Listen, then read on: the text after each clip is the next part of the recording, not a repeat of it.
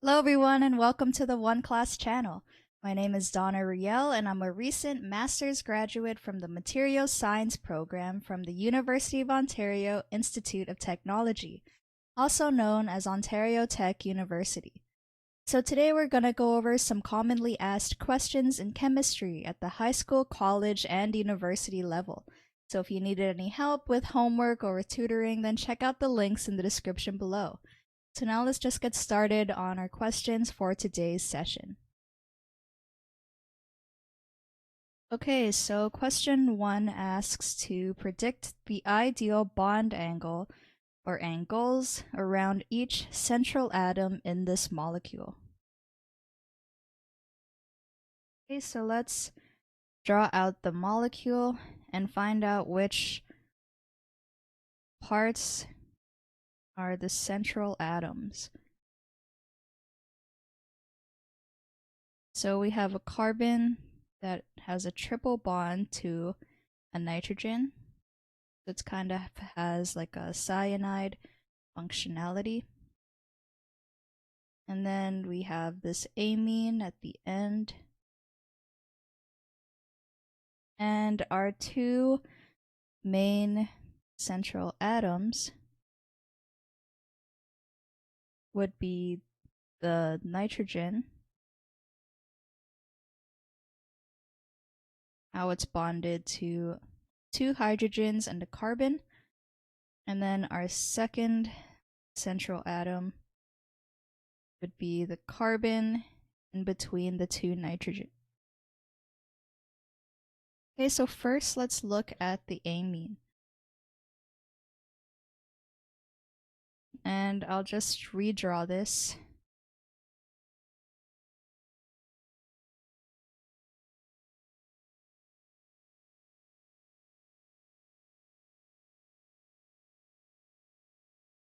So if we look at the structure of this compound,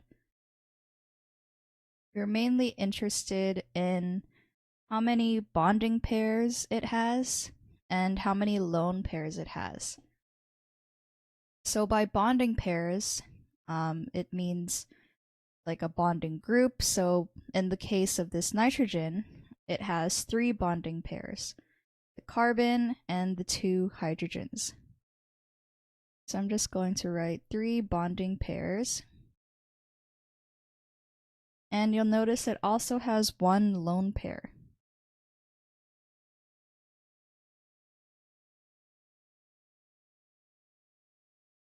Okay, so the question asks to predict the ideal bond angle.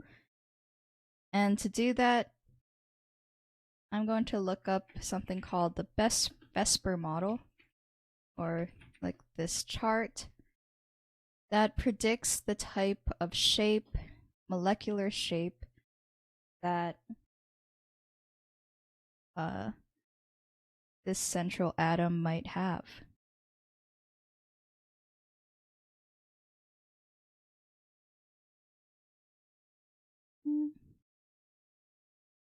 Just trying to find one that has like a good, I'll just search chart.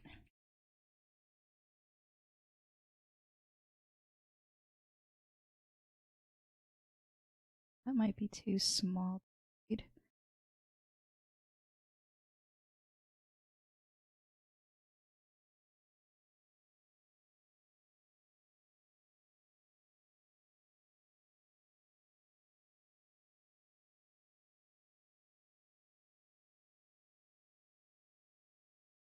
Okay, so here is an example of what a Vesper chart might look like.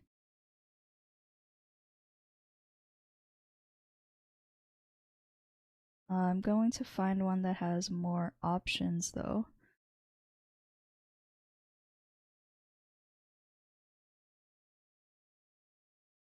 But typically these charts might be given to you in a question, or they would tell you to refer to it in a table. But basically they all kind of say the same thing. Let's try this one even though It's like small. Okay, so basically you'll see that the chart kind of looks like this. They have the total domains, the generic formula, and kind of like a diagram of what it might look like. There's a column that says how many bonded atoms it might have, how many lone pairs it might have, and then it gives the molecular shape, electron geometry, and example. But this one still doesn't have the bond angle. Let me just search bond angle.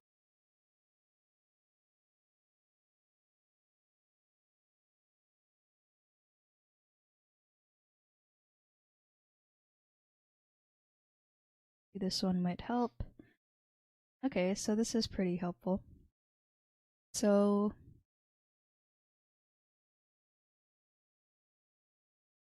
three bond pairs and one lone pair gives us this like bent shape.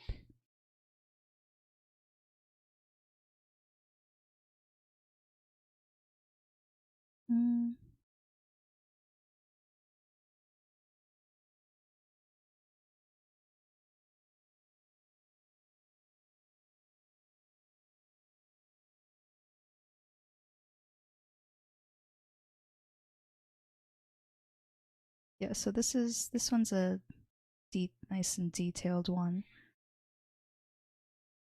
So here,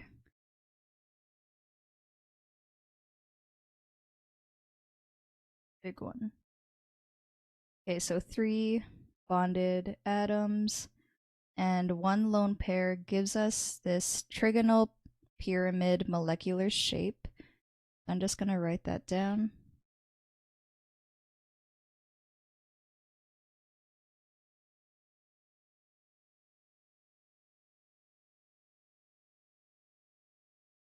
The electron geometry is a tetrahedral. Its hybridization would be sp3.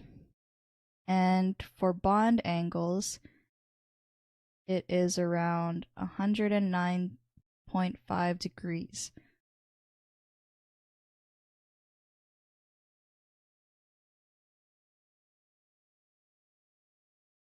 Okay, so now let's look at the second central atom, which is the carbon,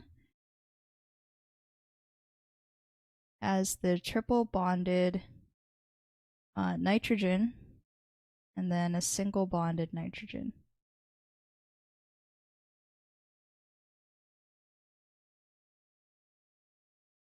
Okay, so again, let's count how many bonding pairs it has, or bonded atoms it has. And if we count, we see it only has 2 bonding pairs.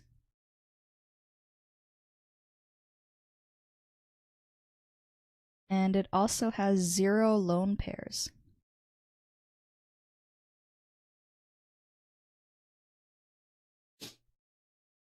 So if we go back to our Vesper theory chart,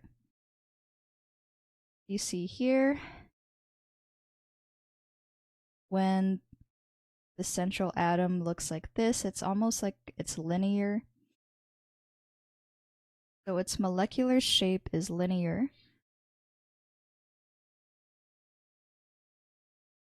And we can also predict that because the carbon has a triple bond, so it prevents a lot of the different angles you might have. So typically, it's quite common to see that a triple bonded atom might give a bond angle of around 180 degrees. And we can also just see that in the picture as well. So if we look at this bond angle,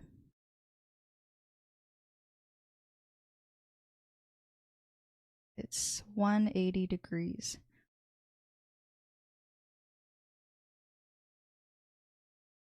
Okay, so let's see what the junior tutor said. For the prediction of the ideal bond angles present in the molecule given, we will use the Vesper model. We need to define first what are the central atoms present in this molecule. The nitrogen and the carbon-nitrogen-hydrogen bond is one of those, and another is the nitrogen-carbon-nitrogen. Let's start first on the carbon-nitrogen-hydrogen bond. This form follows the AB3E because of the presence of 3 single bonds and 1 lone pair. This follows the geometric form of trigonal pyramidal. I can never say it. Whatever. And because of the presence of the lone pairs on the nitrogen, this carbon-hydrogen-nitrogen angle becomes 109.5 degrees. Yep, so that's what I had as well. And the second central atom is the nitrogen-carbon-nitrogen bond. So they rewrote it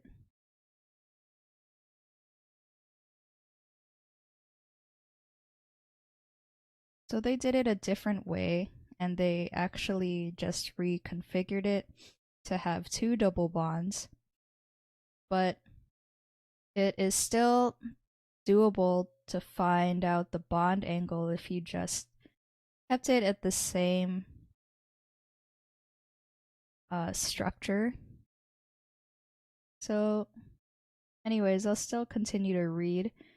Vesper model lets us treat double bonds present as single bonds. This form compromises of 2 bonds and 2 lone pairs, having the form of AB2E2. Because of this, we will have a molecular geometry called bent. 2 lone pairs make the angle on the nitrogen.